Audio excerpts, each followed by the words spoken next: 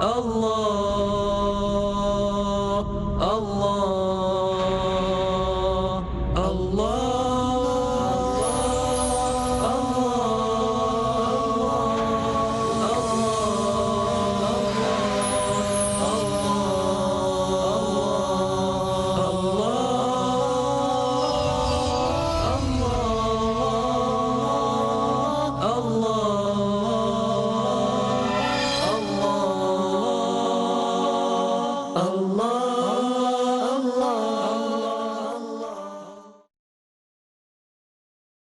السلام علیکم ورحمۃ اللہ وبرکاتہ احمدہ وصلی علی رسولہ الکریم اما بعد فاعوذ باللہ من الشیطان الرجیم بسم اللہ الرحمن الرحیم بلا من اسلم وجهه للہ وهو محسن فلہ اجرہ عند ربہ ولا خوف علیہم ولا هم يحزنون۔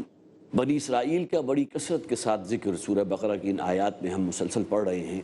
ایک بہت خوبصورت حدیث ہے نبی اکرم صلی اللہ علیہ وسلم کی۔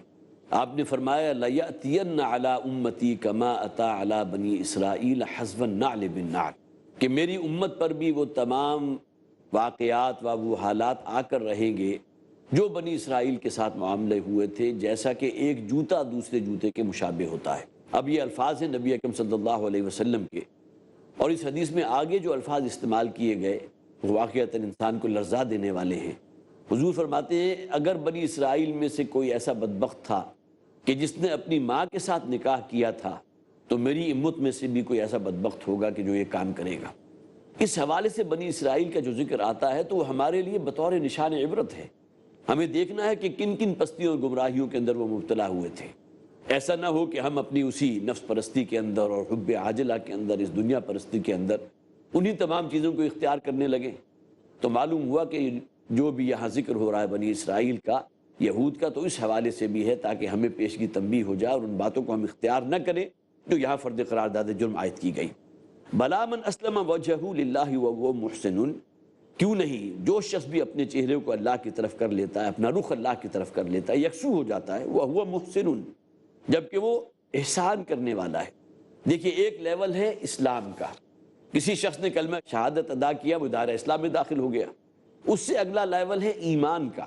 حدیث جبرائیل جو ہے بہت ہی جامع حدیث ہے، بڑی عظیم احادیث میں سے ہے، جس میں حضرت جبرائیل حضور کے پاس آئے تھے انسانی شکل میں، اور آ کر 3 یا 4 سوالات حضور سے کیے تھے۔ اس میں پہلا سوال تھا یا محمد اخبرنی عن الاسلام، اے محمد صلی اللہ علیہ وسلم ذرا مجھے خبر دیجئے اسلام کے بارے میں۔ حضور نے فرما دیا ان تشہد ان لا الہ الا اللہ وان محمدا عبدہ ورسولہ، اسلام تو اصل میں گواہی کا نام ہے، تم گواہی دو اس بات کی کہ اللہ کے سوا کوئی معبود نہیں اور محمد اللہ کے رسول اور بندے ہیں صلی اللہ علیہ وسلم۔ اور پھر یہ کہ نماز قائم کرو، زکوٰۃ ادا کرو، حج کرو جسے بھی استطاعت ہے، اور پھر یہ کہ رمضان کے روزے رکھو۔ پھر انہوں نے سوال کیا اب مجھے بتائیے ایمان کی تعریف کیا ہے، ایمان کو کیسے ڈیفائن کریں گے؟ تو حضور نے فرمایا ایمان کی تعریف کر دی، ان تؤمن باللہ وملائکتہ وکتبہ ورسلہ والیوم الآخر والقدر شرہ، کہ تم ایمان رکھو اللہ پر، یوم آخرت پر اور قدر پر، کہ اس کی شر اور اس کا خیر سب تمام چیزیں اللہ کی طرف سے۔ تیسرا سوال کیا تھا حضرت جبرائیل نے، اب مجھے بتائیے کہ احسان کسے کہتے ہیں؟ تو نبی اکرم صلی اللہ علیہ وسلم نے چونکہ یہاں وہ اصطلاح آ گئی وَهُوَ مُحْسِنٌ، اور وہ کہ جو احسان کی روش پر کاربند ہو، تو حضرت جبرائیل علیہ السلام کے سوال کے جواب میں حضور نے فرمایا ان تعبد اللہ کأنک تراہ، کہ احسان کا مقام تو اتنا بلند ہے گویا کہ تم اللہ کی بندگی اور اطاعت کر رہے ہو اپنی نگاہوں سے اللہ کو دیکھتے ہوئے، گویا کہ تم اپنی نگاہوں سے اللہ کو دیکھ رہے ہو۔ فَإِن لَمْ تَكُنْ تَرَاهُ فَإِنَّهُ يَرَاكَ، اس لیے کہ اگر تم اپنی نگاہوں سے اللہ کو نہیں بھی دیکھ رہے تو یہ تو حقیقت ہے نا کہ اللہ تمہیں دیکھ رہا ہے۔ تو اس کیفیت میں جو انسان کے اندر بندگی کے جذبات پیدا ہوں گے اور جو عبادت اس کے اندر اس کو جو لذت اور چاشنی حاصل ہوگی، یہ اصل میں وہ کیفیت ہے جسے مقام احسان کہا جاتا ہے۔ اسلام، ایمان اور احسان، تو یہاں فرمایا گیا بلا من اسلم وجہہ للہ، جس نے سر تسلیم خم کر لیا اللہ کے سامنے، وہو محسن، اور وہ مقام احسان پر پہنچا، نیک اعمال کرنے والا تھا، نیکیوں میں اونچا مقام حاصل کیا، فَلَهُ أَجْرُهُ عِنْدَ رَبِّهِ، تو اس کا اجر جو ہے اس کے رب کے پاس محفوظ ہے، وَلَا خَوْفٌ عَلَيْهِمْ وَلَا هُمْ يَحْزَنُونَ، اور اس معاملے میں نہ وہ کسی خوف میں مبتلا ہوں گے اور نہ ہی کسی حزن کے اندر حزن کا شکار ہوں گے۔ وَقَالَتِ الْيَهُودُ لَيْسَتِ النَّصَارَىٰ عَلَىٰ شَيْءٍ، اور یہود یہ کہتے ہیں کہ نصارہ کی کوئی جڑ اور بنیاد نہیں ہے۔ دیکھیے یہودیوں اور نصارہ کے درمیان، عیسائیوں کے درمیان بھی شدید ترین دشمنی تھی، ایک دوسرے کی نفی ہو رہی ہے۔ وقالت النصارى لیست الیہود علی شیء، یہودیوں نے تو حضرت عیسیٰ علیہ السلام کو جو عیسائیوں کے نزدیک اللہ کے بیٹے ہیں ان کو قتل کیا تھا، ان کو سولی پر چڑھایا تھا، اپنی دانش میں تو انہوں نے سولی پر چڑھا دیا۔ یہ الگ بات ہے کہ اللہ تعالیٰ نے خصوصی اہتمام فرمایا اور کسی ایسے شخص کو، وہ شخص کے جس نے وہ مخبری کی تھی حضرت عیسیٰ علیہ السلام کی، وہ جو ہے اس کی شکل اللہ تعالیٰ نے تبدیل کر دی، جس کے لیے الفاظ ہے وَلَٰكِن شُبِّهَ لَهُمْ، اللہ تعالیٰ نے اس پورے معاملے کو ان کے لیے جو ہے ایک گھپلے میں ڈال دیا، ایک تشبیہ کا معاملہ کر دیا۔ اب یہ شخص کے جس نے مخبری کی تھی حضرت عیسیٰ علیہ السلام کے بارے میں، اس کی شکل اللہ تعالیٰ نے حضرت عیسیٰ کی بنا دی۔ اللہ ہر شے پر قادر ہے، ہر شے کی قدرت رکھتا ہے، اور گویا کہ جس شخص کو سولی پر چڑھایا گیا وہ عیسیٰ نہیں تھے، بلکہ عیسیٰ کو اللہ تعالیٰ نے بل رفعہ اللہ الیہ، سورہ آل عمران میں آ جائے گا، اللہ تعالیٰ نے حضرت عیسیٰ علیہ السلام کو تو اوپر رفع آسمانی ہو گیا اور اس شخص کو سولی پر چڑھایا گیا۔ اس شخص کا ذکر قرآن میں نہیں ہے، لیکن قرآن یہ کہتا ہے کہ اس پورے معاملے کو اللہ تعالیٰ نے ان کے لیے متشابہ بنا دیا۔ تو یہود و نصارہ ایک دوسرے کی نفی کر رہے ہیں، وقالت الیہود لیست النصارى علی شیء، یہود یہ کہتے ہیں کہ نصارہ کی کوئی جڑ بنیاد نہیں ہے، وقالت النصارى لیست الیہود علی شیء، اور اسی طرح نصارہ اور عیسائی یہ کہتے ہیں کہ یہودیوں کی کوئی جڑ بنیاد نہیں ہے، وہ کسی بنیاد پر ہے ہی نہیں۔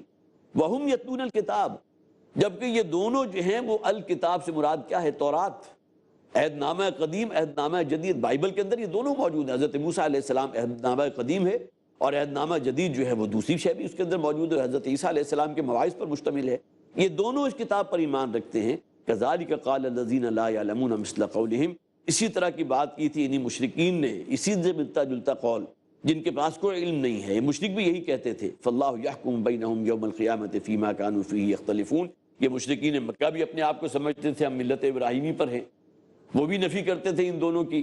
تو گویا کہ تمام معاملات جو ہیں ان کی باہم دیگر جو ہے ان کی ایک نفی ہو رہی ہے، جبکہ اللہ تعالیٰ فرماتا ہے کہ اللہ قیامت کے دن ان کے درمیان فیصلہ کر دے گا۔ یحکم بینہم یوم القیامہ فیما کانوا فیہ یختلفون، ایک دوسرے کے خلاف جو یہ اختلاف ہے، جو الزامات لگا رہے ہیں یہودی عیسائیوں کے خلاف، عیسائی یہودیوں کے خلاف، اور اسی سے ملتی جلتی باتیں جو ہیں مشرکین مکہ بھی کرتے ہیں، تو اللہ تعالیٰ قیامت کے دن تمام باتوں میں ان اختلافات کو دور کر دے گا، بتا دے گا۔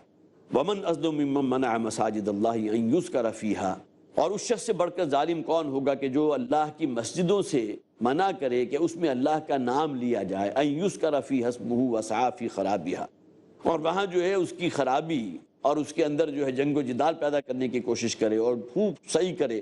اب یہ وہ معاملہ ہے، مساجد اللہ سے مراد عام مسجدیں بھی ہو سکتی ہیں، لیکن یہاں خاص طور پر مساجد اللہ سے مراد ہے بیت اللہ، اللہ کا گھر، اور یہ مدنی صورت ہے۔ گویا کہ مسلمانوں کو یہاں اب وہ قتال کا معاملہ، جہاد، قتال، اللہ کے اس گھر کو جو مشرکین کے تسلط میں ہے اس سے آزاد کرانا ہے۔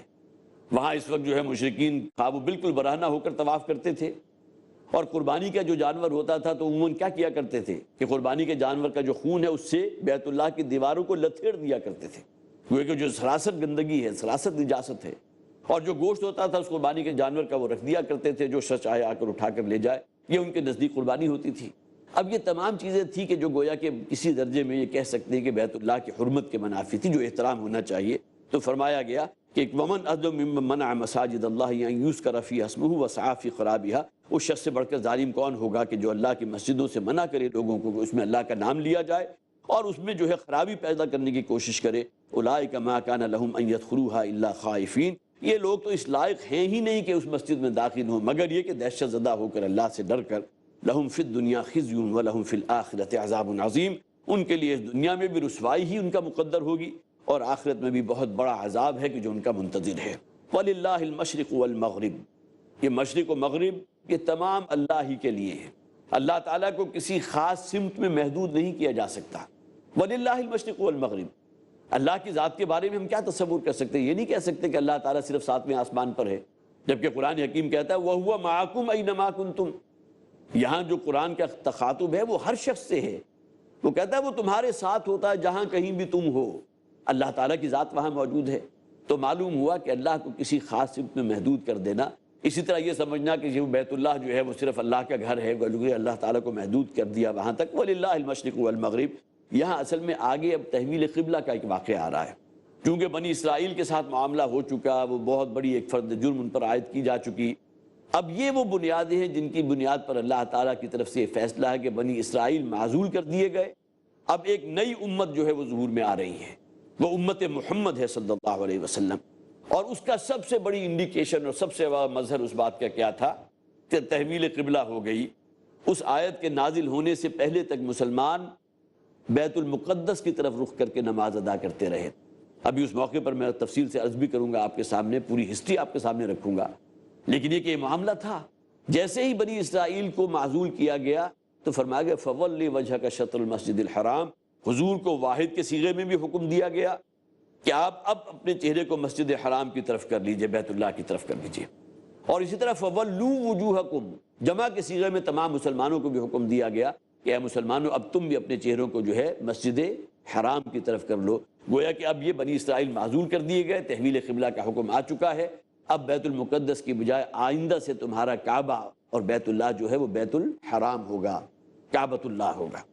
اس کی تمہید باندھی جا رہی ہے وَلِلَّهِ الْمَشْرِقُ وَالْمَغْرِبُ، یہ مشرق و مغرب سب اللہ ہی کے لیے ہیں۔ فَأَيْنَمَا تُوَلُّوا فَثَمَّ وَجْهُ اللَّهِ، جدھر کا بھی تم رخ کرو گے وہ اللہ ہی کا رخ ہے۔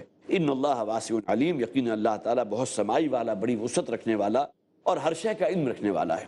وَقَالُوا اتَّخَذَ اللَّهُ وَلَدًا، یہ یہود کہتے ہیں کہ اللہ کے بھی اولاد ہے، اللہ نے بھی کسی کو اپنا بیٹا بنایا ہے۔ سبحانہ، وہ ذات پاک ہے ان تصورات سے۔ تو فرمایا وَقَالُوا اتَّخَذَ اللَّهُ وَلَدًا، یہ یہودی کہتے ہیں کہ اللہ کے بھی اولاد ہے، اللہ کا بھی بیٹا ہے، اللہ نے کسی کو بیٹا بنایا۔ سبحانہ، اس کی ذات پاک ہے ان تمام تصورات سے۔ بل لہ ما فی السماوات والارض، بلکہ اس کی تو ملکیت اس زمین و آسمان کی ہر شے کو محیط ہے، ہر شے اسی کے لیے ہے۔ کل لہ قانتون، اور اس کائنات کی کوئی شے بھی ایسی نہیں جو اللہ کے حکم کے سامنے سر تسلیم خم نہ کیے ہو، اللہ کے حکم کی پابند ہے، اللہ کنٹرول اس کو کر رہا ہے۔ کل لہ قانتون، ہر شے اس زمین و آسمان کی کائنات کے اللہ ہی کی فرما برداری میں لگی ہوئی ہے۔ ابھی تھوڑے سے وقفے کے بعد ہم دوبارہ حاضر ہوں گے اور انشاءاللہ ہمارا یہ مضمون ابھی جاری رہے گا۔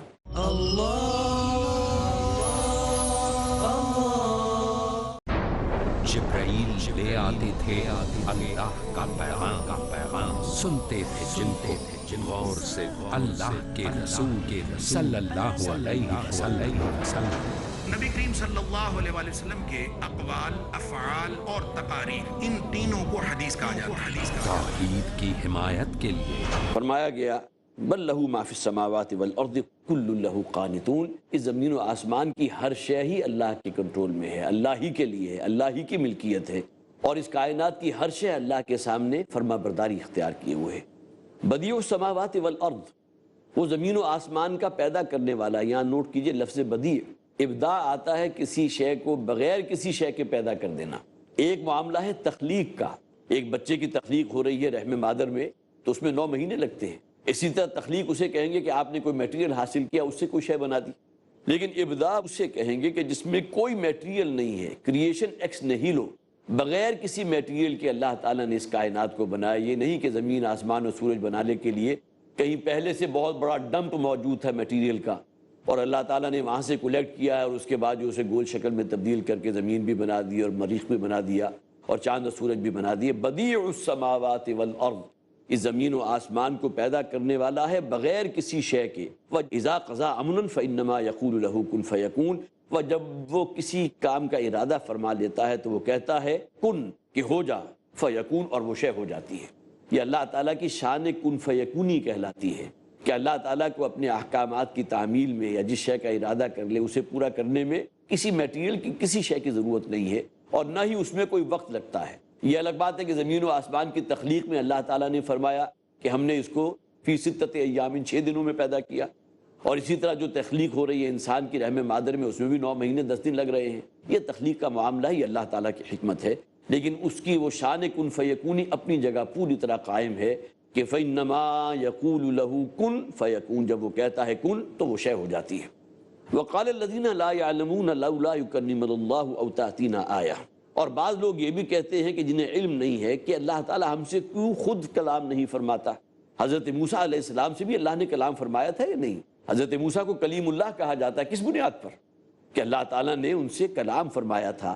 کلام سے آگے بڑھ کر ایک ان کے اندر آرزو پیدا ہوئی تھی، رب ارینی انظر الیک، اے پروردگار ذرا مجھے دکھا، میں دیکھنا چاہتا ہوں، تیرا دیدار کرنا چاہتا ہوں۔ قال لن ترانی، اللہ تعالیٰ نے فرمایا تم تحمل نہیں کر سکتے، تم نہیں دیکھ سکو گے۔ فإن استقر مکانہ فسوف ترانی، ذرا اس سامنے پہاڑ موجود ہے اس کو دیکھو، میں اپنی ایک تجلی، اس کا پرتو ڈالتا ہوں اس پہاڑ پر، اگر وہ اپنی جگہ پر برقرار رہ گیا تو شاید تم بھی میرا تحمل کر سکو، تم بھی دیدار کر سکو میرا۔ اور پھر فلما تجلی ربہ للجبل جعلہ دکا وخر موسیٰ صاعقا، اور پھر یہ کہ اللہ تعالیٰ نے جب اپنی تجلی کا ایک پرتو ڈالا اس پہاڑ پر تو وہ پھٹ گیا اور حضرت موسیٰ علیہ السلام بے ہوش ہو کر گر پڑے۔ تو گویا کہ دیدار رب تو انسان کا اس دنیا میں اپنی سر کی آنکھوں سے ممکن نہیں۔ ہاں، انبیاء اور رسول میں یہ خصوصی مقام حضرت موسیٰ علیہ السلام کو حاصل ہے، جنہیں کلیم اللہ بھی کہا جاتا ہے۔ واتخذ اللہ ابراہیم خلیلا، حضرت ابراہیم علیہ السلام کو اللہ تعالیٰ نے اپنا خلیل بنا لیا۔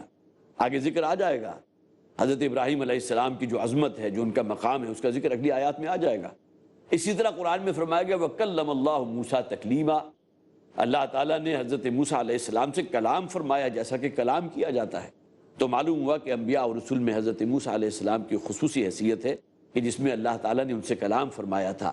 تو یہ بنی اسرائیل کی طرف سے یہ بات بھی مطالبے کے درجے میں آ گئی کہ ہمارے سے بھی اللہ کو کلام کرنا چاہیے۔ لولا یکلمنا اللہ او تاتینا آیہ، کیوں نہیں اللہ تعالیٰ ہم سے کلام فرماتا، یا یہ کہ کوئی ہمارے پاس کوئی موجزہ یا نشانی بھیجتا۔ کذالک قال الذین من قبلہم مثل قولہم، یہی معاملہ تھا ان سے پہلے لوگوں کا، انہوں نے بھی ایسی ہی بات کی تھی۔ بنی اسرائیل کے لوگوں نے یہ بھی کہا تھا کہ جب تک ہم اپنی نگاہوں سے اللہ کو نہ دیکھ لیں ہم ایمان نہیں لائیں گے، کہ لن نؤمن لک حتی نر اللہ جہرۃ، وہ الفاظ ہم پڑھ چکے ہیں، ہم تو موسیٰ تم پر ایمان ہرگز نہیں لائیں گے جب تک کہ اپنی نگاہوں سے اللہ کو نہ دیکھ لیں۔ تو ایسی باتیں تو تمام لوگ کرتے رہے۔ تشابہت قلوبہم، معلوم ہوتا ہے کہ یہ ان لوگوں کے دل جو ہیں ایک دوسرے سے بڑے مشابہ ہو گئے ہیں، وہی باتیں جو پہلے لوگوں نے کی تھی وہی مشرکین عرب بھی کہہ رہے ہیں۔ قد بینا الآیات لقوم یوقنون، اسی طرح ہم نے ان آیات کو، نشانیاں اور جو دلائل ہیں قرآن حکیم کے، بڑے واضح طور پر بیان کر دیے ان لوگوں کے لیے جو واقعتاً قرآن پر یقین رکھنے والے ہیں۔ انا ارسلناک بالحق بشیرا ونذیرا، اے نبی صلی اللہ علیہ وسلم ہم نے آپ کو بھیجا ہے حق کے ساتھ، ایک سچا دین دے کر۔ آپ خود بھی رسول برحق ہیں اور یہ کلام اللہ بھی سب سے بڑا حق ہے۔ نبی اکرم صلی اللہ علیہ وسلم کی رات کے آخری پہر کی جو مناجات ہیں ان میں بڑی خوبصورت دعا ہے، اللہم انت الحق ووعدک الحق ولقاؤک حق والجنت حق والنار حق والنبیون حق ومحمد حق والقرآن حق۔ اے پروردگار تو بھی حق ہے، جنت بھی حق ہے، جہنم بھی حق ہے، فرشتے بھی حق ہیں، تمام انبیاء حق ہیں، اور قرآن بھی حق ہے، ومحمد حق، اور محمد بھی حق ہیں صلی اللہ علیہ وسلم، والقرآن حق۔ تو سب سے بڑا حق، سب سے بڑی سچائی تو قرآن حکیم ہے۔ انا ارسلناک بالحق بشیرا ونذیرا، اے نبی صلی اللہ علیہ وسلم ہم نے آپ کو یہ سچا دین، حق دین دے کر بھیجا ہے، بشیر اور نذیر بنا کر، خوشخبری دینے والا اور خبردار کرنے والا بنا کر۔ ولا تسأل عن اصحاب الجحیم، اور یہ جہنمی لوگ جو ہیں، جو آپ کی بات پر ایمان نہیں لا رہے، آپ کی دعوت کو رد کر رہے ہیں، آپ سے ان کے بارے میں سوال نہیں کیا جائے گا۔ آپ سے یہ نہیں پوچھا جائے گا کہ آپ کا حقیقی چچا کیوں جہنم میں چلا گیا۔ آپ سے یہ سوال نہیں کیا جائے گا جیسا کہ معاملہ حضرت نوح علیہ السلام کا ہوا تھا، 950 برس وہ موجود رہے، لیکن ان کی نگاہوں کے سامنے جو ہے ان کا بیٹا جو ہے طوفان نوح کا اس میں غرق کر دیا گیا۔ اب اس کا کوئی جرم یا کوئی اس کا دوش حضرت نوح علیہ السلام پر تو نہیں ہے، انہوں نے تو احقاق حق اور اتمام حجت قائم کر دیا تھا، لیکن یہ بیٹے کی اپنی آزاد مرضی تھی، وہ ایمان نہیں لایا۔ تو نبی کا اپنا بیٹا، سلمی بیٹا جو ہے، اس کے بارے میں اگر قرآن میں آ گیا کہ وہ بھی اس عذاب کے اندر جو ہے اس کو بھی ہلاک کر دیا گیا، تو اور کسی کے بارے میں ہم کیا سوچ سکتے ہیں۔ وَلَا تُسْأَلُ عَنْ أَصْحَابِ الْجَحِيمِ، اور آپ سے ان جہنمیوں کے بارے میں نہیں پوچھا جائے گا۔ وَلَن تَرْضَىٰ عَنْكَ الْيَهُودُ وَلَا النَّصَارَىٰ حَتَّىٰ تَتَّبِعَ مِلَّتَهُمْ، یہ یہودی اور نصارہ تو آپ سے کبھی راضی نہیں ہوں گے اے نبی صلی اللہ علیہ وسلم، جب تک کہ آپ ان کے طریقے کی پیروی نہ کریں گے۔ گویا کہ ان کے لیے تو اصل کسوٹی یہ ہے کہ آپ یہودیت اختیار کر لیں یا نصرانیت اختیار کر لیں تو آپ ان کی آنکھوں کے تارہ بن جائیں گے۔ آپ ذرا اپنے ذہن میں لائیے نبی اکرم صلی اللہ علیہ وسلم کا معاملہ کہ آغاز وحی سے پہلے یہی مشرکین مکہ موجود تھے جو بعد میں حضور کے جانی دشمن بن گئے، آپ کے قتل کے درپے ہو گئے۔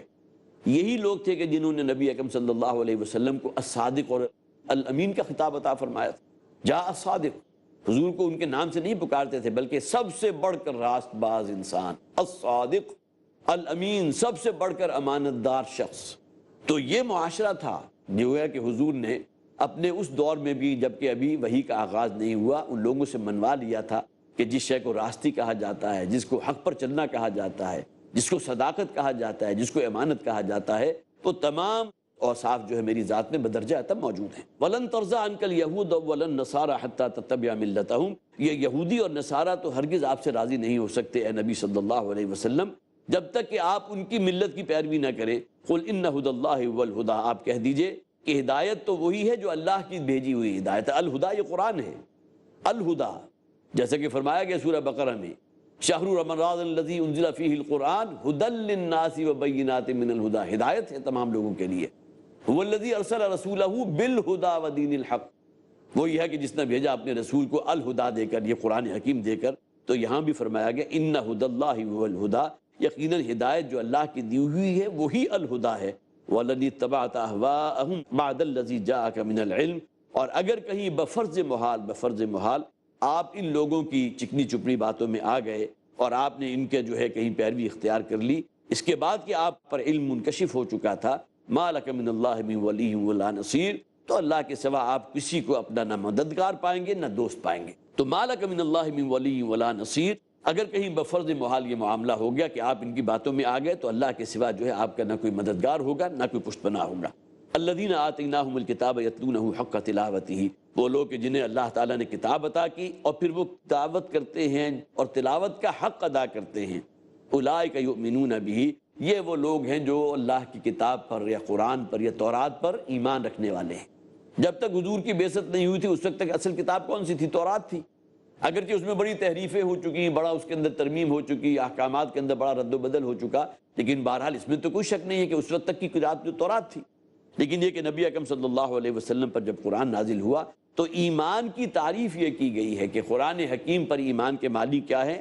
الذین آتیناہم الکتاب یتلونہ حق تلاوتہ، وہ قرآن کی تلاوت کرتے ہیں اور تلاوت کا حق ادا کرتے ہیں۔ یہاں ہمیں اپنا بھی جائزہ لینا چاہیے کہ واقعتاً قرآن حکیم کی تلاوت ہمارا معمول ہے یا نہیں؟ جو کہا جاتا ہے ابتدا ہوتی ہے تیرے نام سے، آیا ہماری ہر روز جو صبح ہو رہی ہے، دن کا جو آغاز ہو رہا ہے، وہ اللہ کے نام سے ہوتا ہے یا نہیں ہوتا؟ اور سب سے بہترین تو اذکار مسنونہ بھی موجود ہیں۔ ایک تو یہ ہے نا کہ آپ نے اپنے معمولات سے فارغ ہوئے ہیں، صبح اٹھے ہیں، آنکھ کھلی، مسنون الفاظ نبی اکرم صلی اللہ علیہ وسلم سے منسوب ہیں، کل شکر کل تعریف اس اللہ کے لیے جس نے مجھے نئی زندگی عطا فرمائی اس کے بعد کہ میں مر چکا تھا۔ بھائی مانا کہ نیند بھی جو ہے وہ موت کی بہت مشابہ ہے۔ اب نیند سے بیدار ہوئے اس لیے کہ قیامت کے دن انسان جو ہے اس موت سے بیدار ہو کر دوبارہ کھڑا کر دیا جائے گا۔ اب یہ دعا انسان کی لبوں پر ہو تو گویا کہ آنکھ کھلتے ہی اللہ یاد ہو گیا۔ اسی طرح بیت الخلاء میں گئے ہیں تو دعا ہے، بیت الخلاء سے نکلے ہیں تو دعا ہے، گھر میں داخل ہوئے تو دعا ہے۔ اسی طرح یہ دعائیں جو ہیں آپ کو مختلف مواقع کے اوپر مل جاتی ہیں۔ تو الذین یتلونہ حق تلاوتہ، جو قرآن حکیم کی تلاوت کرتے ہیں جیسا کہ حق ہے، اولئک یؤمنون بہ، یہی وہ لوگ ہیں جو قرآن پر ایمان رکھتے ہیں۔ ومن یکفر بہ فاولئک هم الخاسرون، اور جو لوگ بھی کفر کریں گے اس قرآن کا، اس کی بات کو تسلیم نہیں کریں گے تو وہی ہوں گے جو ٹوٹے اور ہلاکت میں مبتلا ہونے والے ہیں۔ یا بنی اسرائیل اذکروا نعمتی التی انعمت علیکم وانی فضلتکم علی العالمین، اے بنی اسرائیل، اے یعقوب کے بیٹو، یاد کرو میری اس نعمت کو جو میں نے تم پر کی تھی، وانی فضلتکم علی العالمین، اور میں نے تمہیں تمام جہان والوں پر فضیلت عطا کی تھی۔ بین ہی یہی آیت ہم پہلے پڑھ چکے ہیں، جہاں فرد قرارداد جرم کا آغاز ہوا تھا وہاں بھی بالکل یہی آیت تھی، یا بنی اسرائیل اذکروا نعمتی التی انعمت علیکم وانی فضلتکم علی العالمین، یہاں ریپیٹ کر دیا گیا، گویا کہ جسے کہتے ہیں بریکٹ بند کرنا اور اوپن کرنا، یہ دونوں معاملات ہیں۔ یہاں آ کر وہ جو طویل ترین فرد قرارداد جرم تھی جو 10 رکوع اور 2 آیات پر مشتمل ہے، 5ویں رکوع سے شروع ہو کر 14ویں رکوع تک 10 رکوع یہ مکمل اور 2 آیات مل کر یہاں تک گویا کہ وہ بات مکمل ہو گئی۔ وہ اس لیے تھا کہ تاکہ ہمیں معلوم ہو کہ اب جو نئی امت ایک وجود میں آ رہی ہے، اگلے 10 میں انشاءاللہ اس پر تفصیلی بیان ہوگا۔ اللہ تعالی ہمیں اپنی دینی ذمہ داریاں ادا کرنے کی توفیق عطا فرمائے۔ بارک اللہ لی ولکم فی القرآن العظیم ونفعنی وإیاکم بالآیات والذکر الحکیم۔ اللہ